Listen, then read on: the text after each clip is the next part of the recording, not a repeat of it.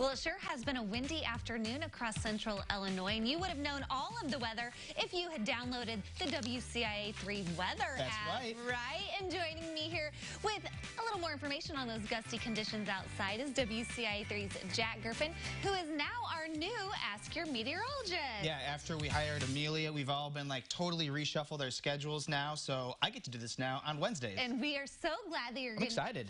You're part of our team now. Yes, yes. So we don't really have any questions yet, but we're going to put the call out today for next week. I bet for next week we're going to be good, and then from here on out. But I think a lot of people are wondering about the wind outside because it has been extremely windy. So what do we need to know? So we've had gusts today around 30 miles an hour or so, and so I've got a couple graphics I'm going to show first, and then also kind of go into more of a it's a very just different way of looking at it here. Okay. But first off, though, we got our trash can forecast for today.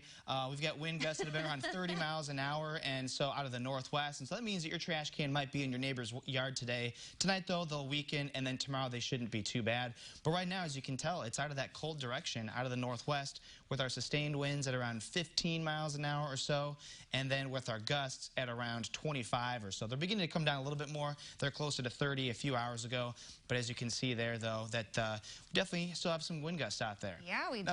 The reason why we have wind is all thanks to the differences in barometric pressure. And barometric pressure can actually be boiled down to differences in temperature, too, because if you heat up one spot, it's going to have a different temperature than if it's cooler. And then since the Earth's atmosphere always likes to be in what we call equilibrium, it always tries to even itself out, wind always goes towards the lower pressure. Okay? Okay. So what I have here, I have two bowls, okay? Okay. I have these kind of look familiar, right? The H, the blue H, high pressure. Got it. And then I have the low pressure with this one, and you can see that there. Now, the reason that I have them drawn different ways is because of how they are actually in real life. So we always, when we have our forecast map, and in fact, the map behind me is how we usually look at our highs and lows. It's always from the top-down view, okay? But if you're actually to look at a high-pressure center from the side, it's actually like an upside-down bowl. If you've ever heard, you know, me or Kevin, Amelia, or Adam, a lot of times we'll say that, you know, when it's a really nice, sunny day, very calm day, a lot of times we'll say that we're under one of these domes of high pressure. Yes. There's the dome of high pressure there. And I usually associate high pressure with it being nice and usually warm and not terrible outside. Correct, yep. And the reason is it's very complicated, very mathematically complicated. But actually what we have happening here is that there's a dome of essentially of pressure, and the wind always goes, like I said, from high to low pressure. So if you have high pressure, you don't have much wind when you're under high pressure. That makes sense, right? Yes. Because the wind is actually flowing away. It's actually going legit just down the slope of the bowl. Okay? And that's opposite with the low pressure. And it's opposite with the low pressure.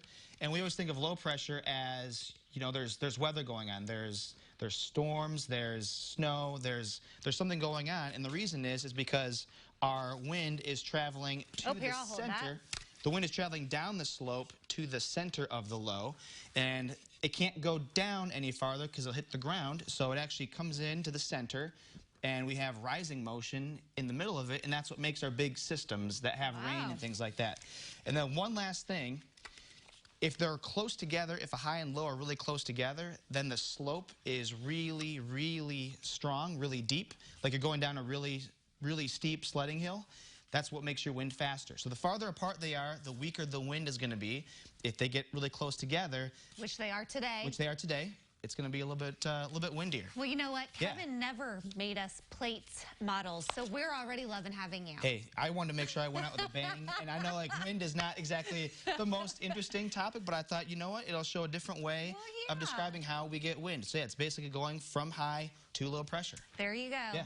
It's Ask Your Meteorologist with Jack Gerfen. Start sending him your questions for him to answer. There's all the ways you can do so via Twitter, email, Facebook, and we'll welcome him back next week. Thanks, Jack. Thank you.